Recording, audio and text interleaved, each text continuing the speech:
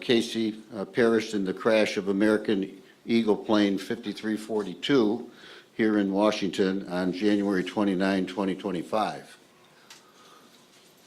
That crash is still being investigated, of course, by the authorities. And because of the litigation that will now unfold and be pursued, the families will seek the answers to the very questions that they have. They will be seeking the accountability that they are owed, and they will ultimately be seeking the legacy that they are owed, as are their loved ones, to make sure that a disaster like this never occurs again, either here in Washington or anywhere in America. The crash of American Eagle 5342 was predictable, it was preventable, and caused the needless loss of 67 lives on that fateful evening. In the lawsuit today, the first named defendant is American Airlines, operating as a regional carrier with PSA, along with the United States of America. The complaint, which is on file and is now publicly available, is 110 pages long. It has been painstakingly crafted by a group of lawyers from all of the families. The normal practice in a case like this is that the court will encourage all of the counsel for the various families to get together and get organized and act as one, because this is a consolidated event. Why and how everything occurred is common to everyone on that plane, but each and every family's damages are different. So in this first lawsuit filed in the federal district court for here in Washington in the District of Columbia will serve as a guiding complaint for the rest of the families to follow.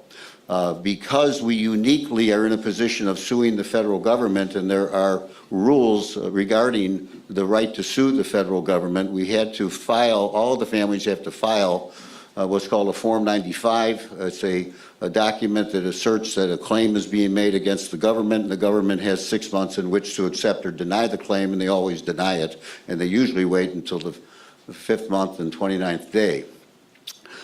But because of Rachel Crafton having been the first to file that claim, I filed that claim right after she was retained, me as counsel.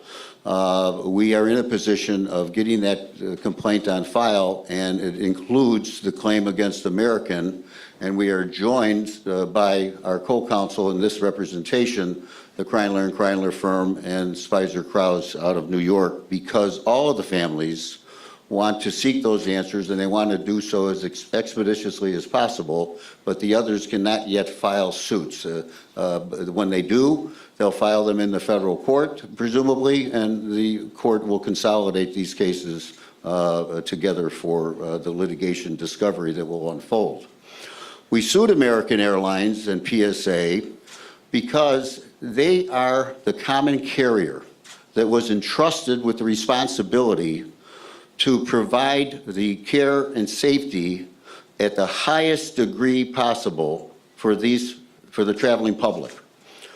A common carrier has a duty. It's not just a duty to avoid negligence. Operators of a motor vehicle can't run through a red light. Operators of a commercial aircraft cannot run through yellow lights.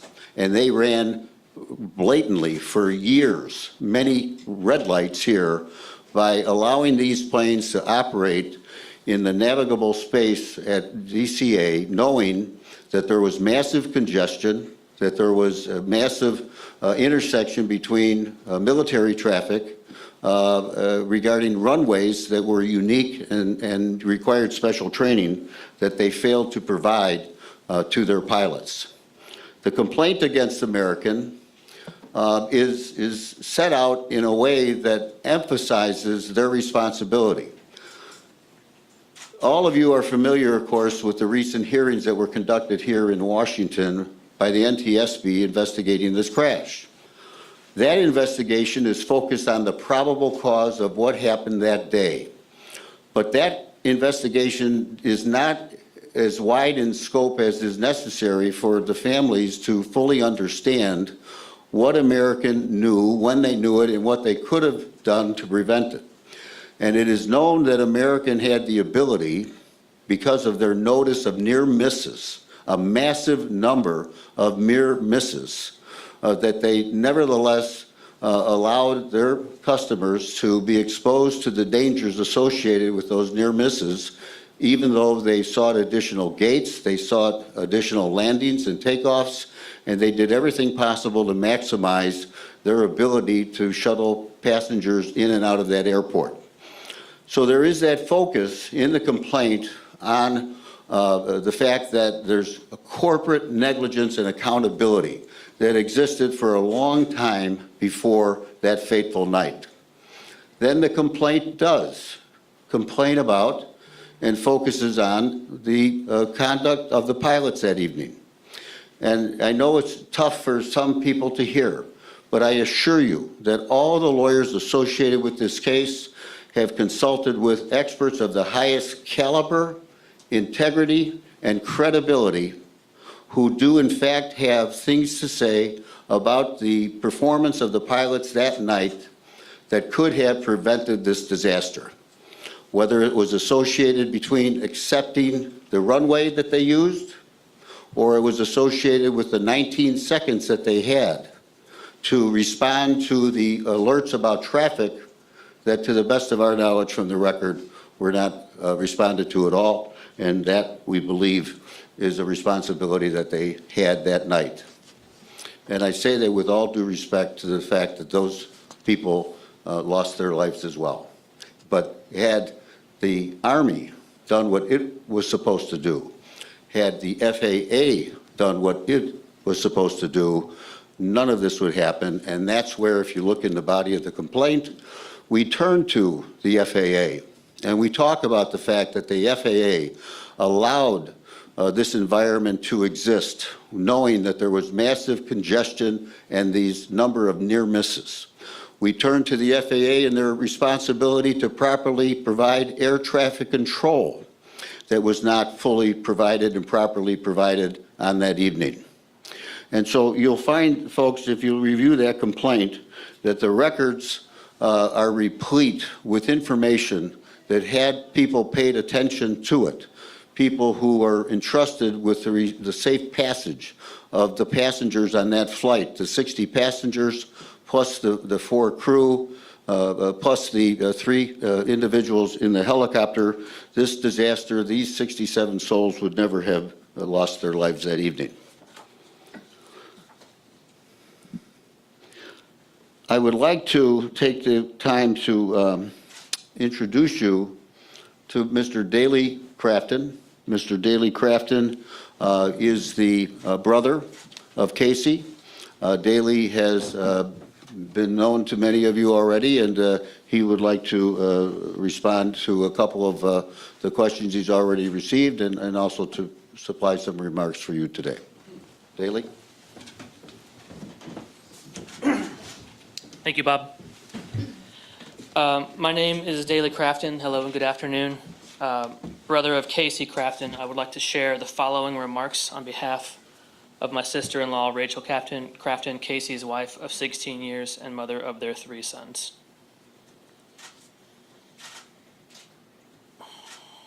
Nearly 8 months ago, our loved one, Casey Crafton, and 66 other people were killed when a U.S. Army Black Hawk helicopter collided with American Eagle Flight 5342. And nearly 8 months ago, our lives were shattered in a moment, and the grief has been unimaginable. The future we dreamed about was taken away from us. Casey was a devoted father and husband, and we built a beautiful life together. He was a loving brother, a supportive son, a committed employee, a selfless friend, and he made everyone around him feel valued and respected. The world was a better place because he was in it. Because of this avoidable tragedy, my young sons and I have to go through life without the love, support, guidance, and laughter Casey gave to us on a daily basis.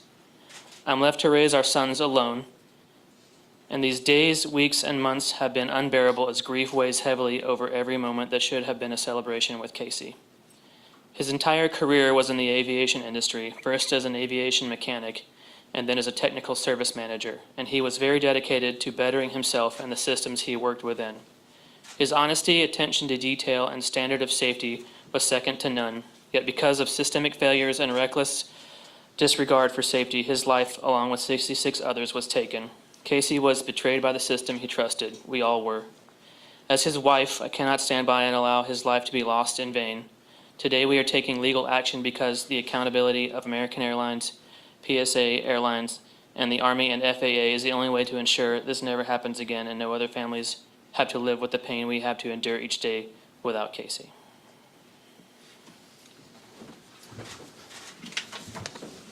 Introduce Mr. Brian Alexander from the law firm of Kreinler & Kreinler in New York and elsewhere.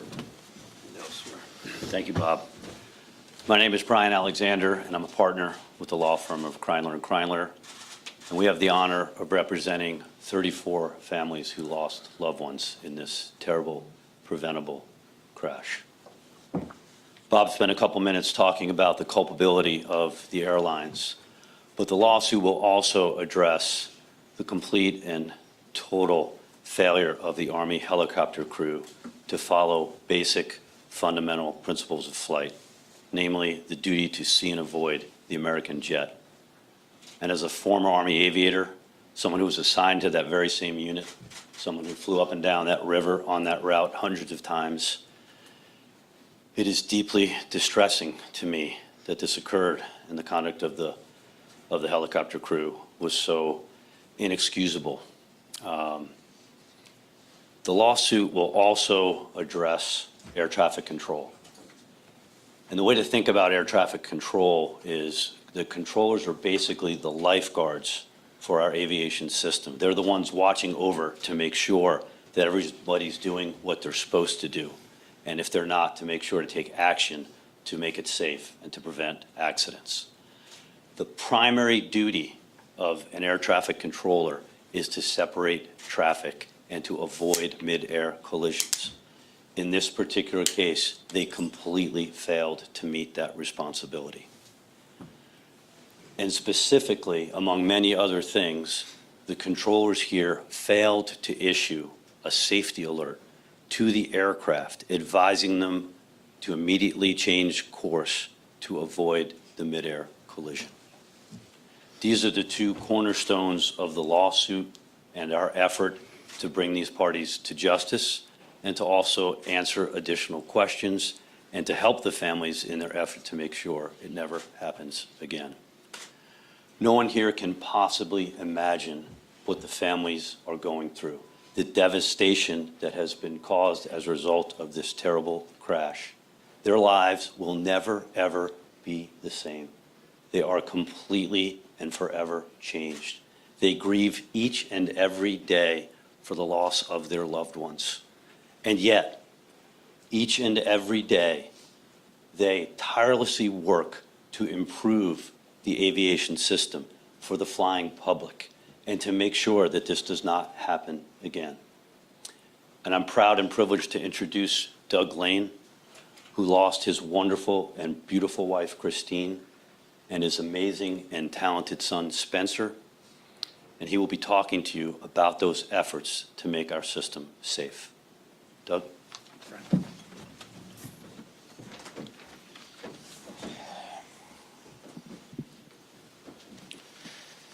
While today is about Casey Crafton and his beautiful family, I, along with a number of other family members affected by this collision, are here to deliver the message that the Crafton family are not on this journey alone. Over 120 of us that were affected by this tragedy have banded together to become something both beautiful and powerful.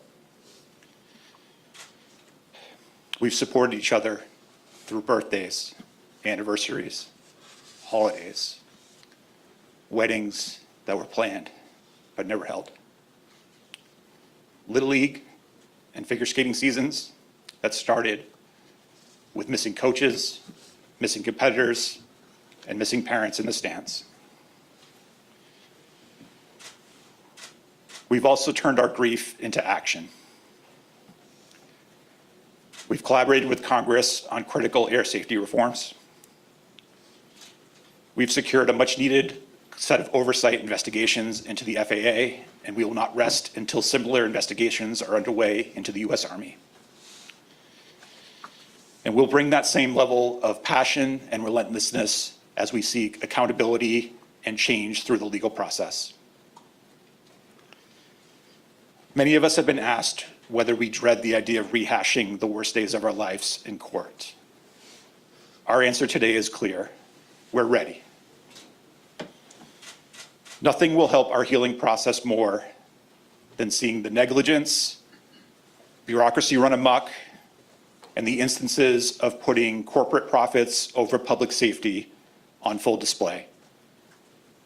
And we are here to see this process through, however long it takes, to ensure that our family members have a lasting legacy that makes the world safer for everyone who flies. Thank you.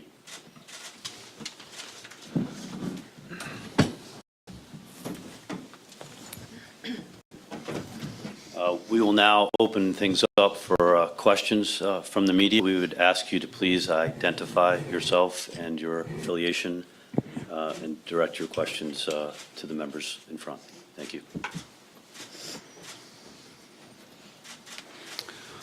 Okay, no questions, we can go home. I think we got a couple. Hi, Will Geisman at the Air Current. Thanks for having us. Perhaps a question for the council, if you could give an indication of perhaps how many other families have filed complaints with the government and how many you may expect to be. I realize it's a tricky question if you don't represent them directly, but just a ballpark to understand. Oh, sure.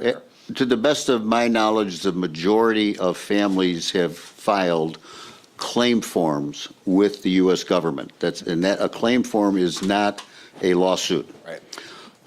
So a precondition to suing the government is this Form 95 claim form. That starts the clock.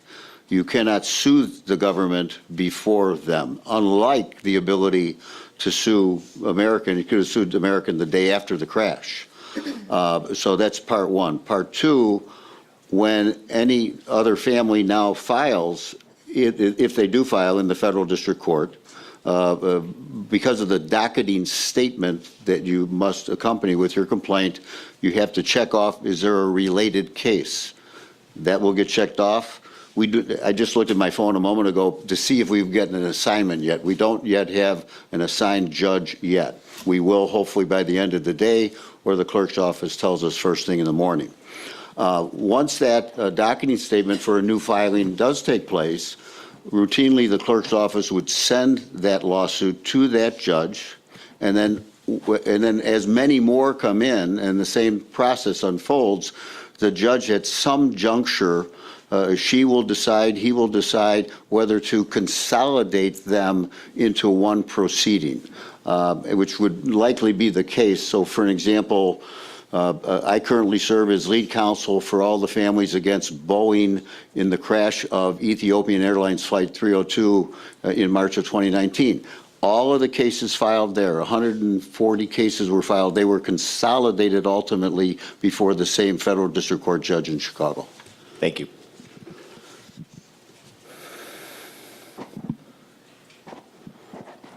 I'm Vinay Simlat with Nexstar. You mentioned that you thought that American Airlines and PSA didn't provide adequate training or special training to the pilots on approach to DCA. Could you tell us a little bit more about what you think they should have provided?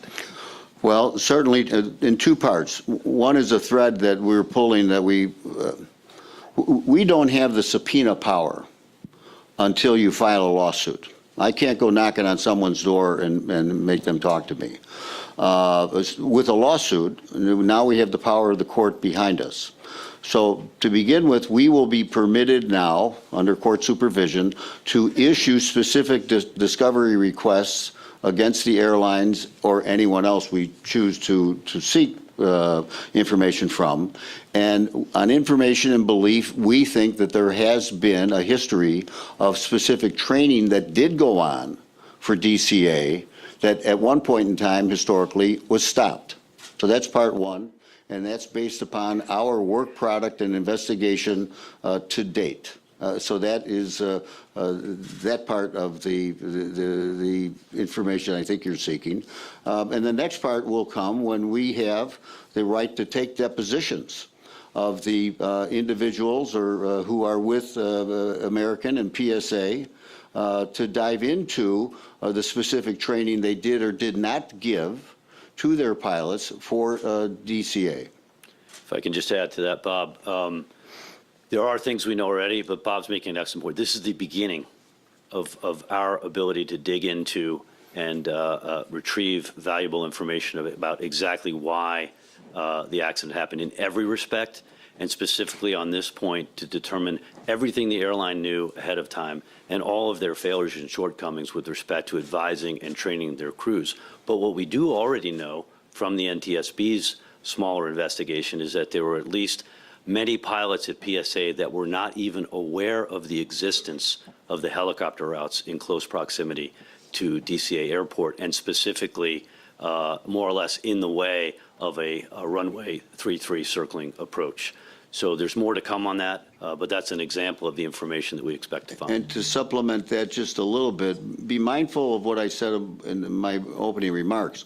The NTSB is not focused on this feature of the liability that we see on behalf of the families. They focus on the probable cause of what occurred that day, and the scope of their inquiry is not as broad. Certainly it came out during the NTSB hearing cycle that there were all these near misses, but they will not have the resources, they will not have the subpoena power that we will have now to dive into that specifically to know exactly what American knew, when they knew it, and what they did or didn't do about it. And we have, once again, through our investigation, talked to sources that have told us that the airlines in fact knew all of these details that was referenced during the disclosure during the hearings about the near misses.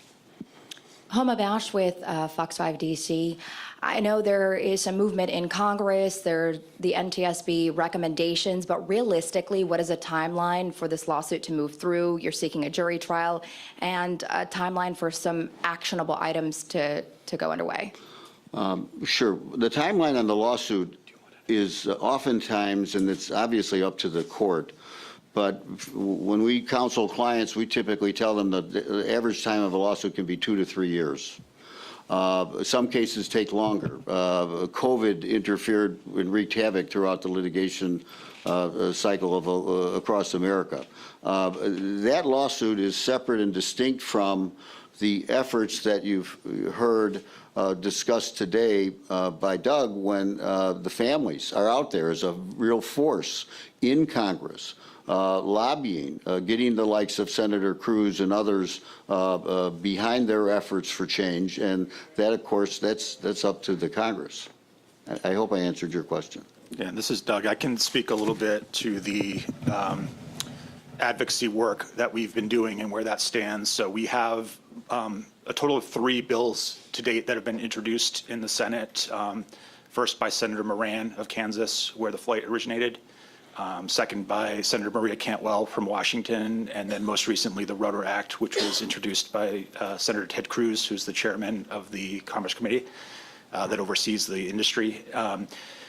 Those things now need to come together into one bipartisan bill that, and that work is happening. So we're very encouraged that the two sides are coming to the table, and we feel like we are in very short order going to see a bipartisan bill reach committee, and we will continue to engage with both sides of the aisle to make that happen. In parallel, we've also worked with some of the appropriations committees to add language to both the Transportation, Housing, and Urban Development Appropriations Bill and the National Defense Authorization Act to advance some of our priorities that way. So we have a lot of different threads that we're pulling, and we will continue to push for those. We also continue to engage with the executive branch, with Secretary Duffy and his team, Administrator Bedford, and most recently, we've now begun an active dialogue with the U.S. Army as well. So we will keep fighting on those avenues in parallel to our work on the legal action. Tom Rousley with WJLA here in DC. Just wanted to add a two-part question. One, just wanted to clarify what you're announcing today, although you said there could be consolidation later. This is one lawsuit representing 34 families, correct? No, this is one lawsuit representing one family. Okay, so it's just for one family. That's correct. As Bob explained earlier, all of the other notices of claim that are required under the Federal Tort Claims Act have or will be filed. They're almost all filed at this point, and depending on the lapse of the 6-month required notice period, subsequent suits will be filed. Many of those are becoming ripe in the next coming days and weeks and months, so you can expect to see all the lawsuits filed probably by the end of the year or shortly thereafter. Okay. Sorry, I was a little unclear on that. Thank you. Yeah. And then just part two is what specifically are you demanding in this lawsuit? I know you said you want accountability. I mean, are you demanding changes by the government? Are you demanding monetary damages, both? In a lawsuit like this, the end result will ultimately be a monetary award to the family reached either by settlement or trial. Remember that under federal law, a case against the government is tried before the court. It's a non-jury trial before a federal judge. Here you have the case coupled with a case against commercial operators, and that is the right to trial by jury, and our complaint does ask for a jury trial. What normally would occur in practice is that the federal judge, if there is a trial, will have the jury hear all of the evidence, and the jury's decision on monetary damages will apply to the case against the airlines, and he or she will take the jury's decision as advisory to herself about what the award should be against the government. And it's only one award, ultimately. It's a combined award. It's not multiple jury verdicts, but it's a joint award, but it's the judge who decides what the number will be. And then finally, as it relates to change, I mentioned in my remarks legacy. You've heard Mr. Lane talk about the legislative efforts. In our space, there's a concept about graveyard justice, that here you have this terrible, awful thing has happened, and you would hope that sensible, responsible corporate citizens would take the steps necessary to improve safety around that airport, and there are others in our country, by the way, with similar issues. And so that's the change that comes about, hopefully, when you have these good people who are willing to sit in front of you, the very last place any of them want to be today, and let the message go out that their family members didn't die in vain. And hopefully the power in Congress will listen to their message, will enact laws that force change so that the likes of the FAA, the likes of the C-suite in corporate America in terms of airlines will be meaningfully responsible in making it a safer country for aviation safety.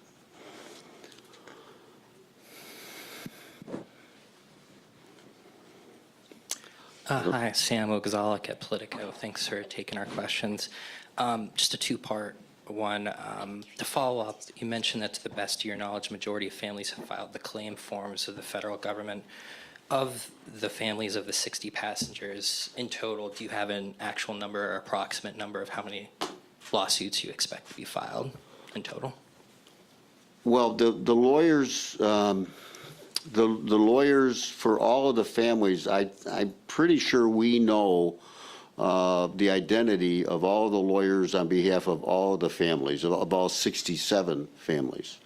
And obviously the family passengers, the 60 passengers, all of those lawyers have been working together to, we've compared notes. Down the line, once the case is up and running before the judge, it will be likely that a committee, a formal committee of the court will be formed. It would be called a plaintiff's steering committee or plaintiff's executive committee. And that committee will be empowered to engage in the discovery works, the depositions and the record requests. They're not going to say to, 10 lawyers, 15 lawyers who represent all these people, we're going to let 15 different deposition notices going to go out. We're going to force you to work together because why and how the crash occurred is common to each and every one of you. So let's have a committee appointed. That committee can work on behalf of all the families, and then the court will separately and distinctly, independently analyze the damages for the families, individual family. So it sounds like, do you expect at least 60 total separate lawsuits? Well, sure. I mean, if you look in the crash of ET-302, 157 people died. There were 13 families who, in direct dealing with Boeing before any lawsuit was filed, settled those cases on their own. As they have the right to do, by the way, with counsel. And then 144 cases were filed. Here, one of the interesting things here is, and this is all informal chatter, of course, between lawyers, but thus far, the only message we've received from American Airlines and their lawyers and their insurers is, this is not our problem. We didn't cause this crash. This helicopter ran into our airplane. Why are you even talking to us? Well, that just isn't the fact of what we will prove. We will show their responsibility.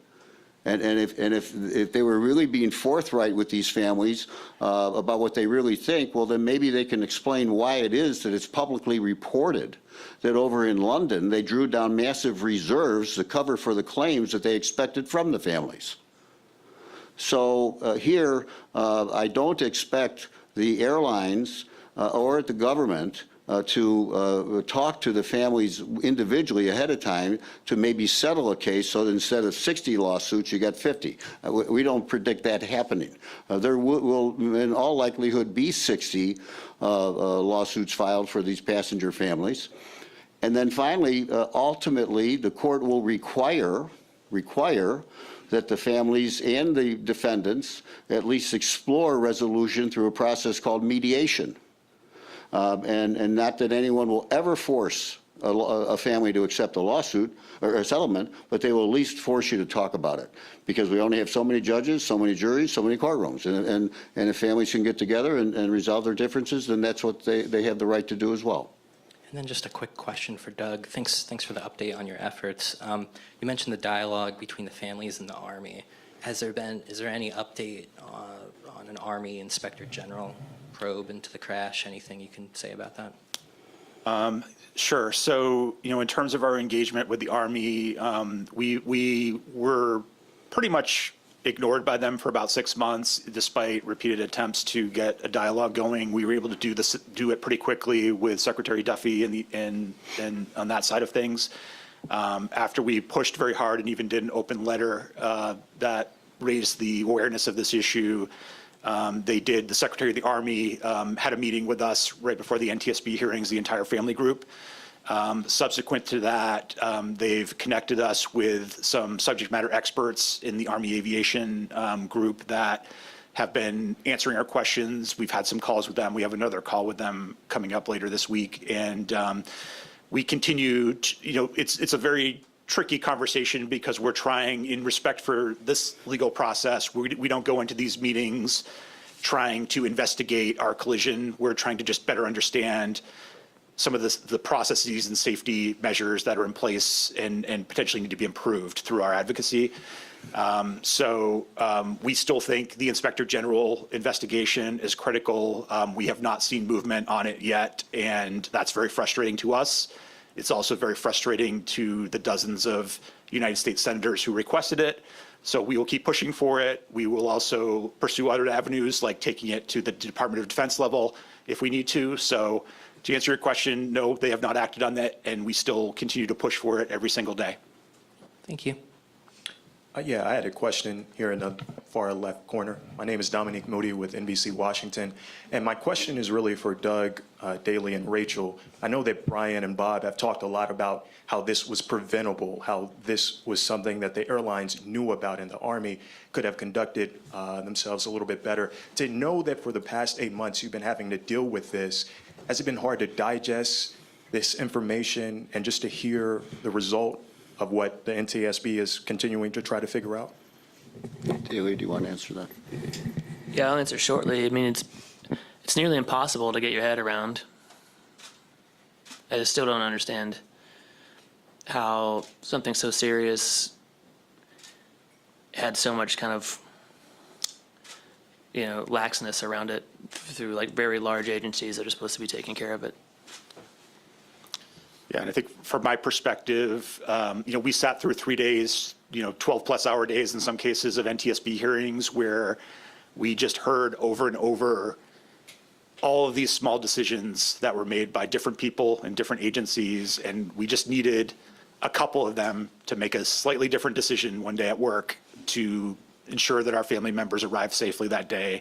And that was very difficult. It wasn't like, one big mistake. It was a perfect storm of, whether it was negligence or whether it was just, people, kind of having an off day or whatever the case was. That was very difficult. And I think, when it comes to, it's honestly been, I think from early on and certainly in the hearings, it was very clear that the Army and the FAA were going to be held to account for this. But the lack of attention on the airlines has been a point of frustration for me. And I kind of, if you look at, the 15,000 plus near misses over a few years that the NTSB reported in their preliminary report, and you look at the volume of flights that American Airlines has in and out of that airport every single day, I kind of liken it to imagine you put your child on a school bus every day and 3 times a week, a cement truck runs a stop sign and almost, crashed into the bus.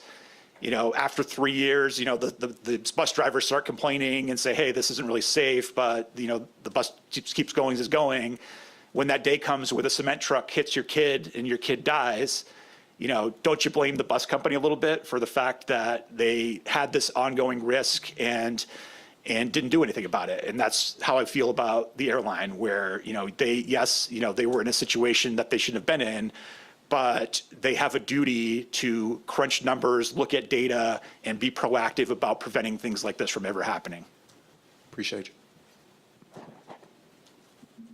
you. And just off of that, this is Jeff Saperstone with NBC Boston. Wanted to ask any of you up there, just based off of Doug's answer there, why do you think the airlines haven't been the focus of this investigation up until this lawsuit? Bob, if I can start to address that. I think, this is pretty common. The NTSB has done a very good job out of the gate in a very short period of time to focus on some very obvious, as I referred to, sort of cornerstones of the day of negligence with respect to the pilot conduct on the helicopter crew, and with that lack of providing a safety alert, among other things, by the air traffic controller. I think they just, as many people did initially, viewed the crew of the American Eagle Flight 5342 as, on a relative basis, less culpable because they were listening to ATC's directions and so forth and so on. But the reality is, and this is true of every case, the deeper that we dig, the more we learn. And that's one of the purposes of the lawsuit. I mentioned answers before, in addition to accountability. We first need to understand all of the information that the corporate defendant, the airlines, had, so that they could and should have made different decisions, to include the simple choice, which they could have done, to prohibit circling approaches to runway 33 at night, given all of the circumstances and the dangers that now are so quite obviously dangerous to us, and we can appreciate that as pilot and lay people, but this is information they knew all along and could have simply prevented and stopped. So we will continue to get those answers. We'll continue to get the evidence. And I think that's something that the NTSB, in their desire to get things addressed quickly, which they did not focus upon.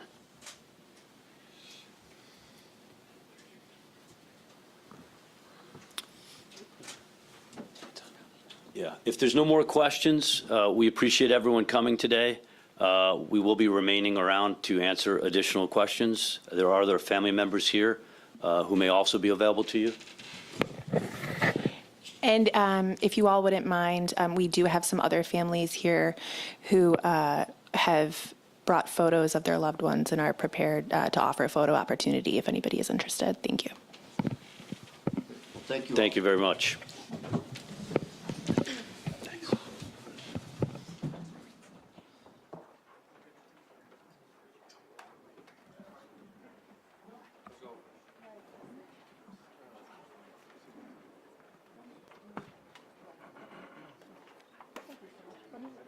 We're going to set up a photo op.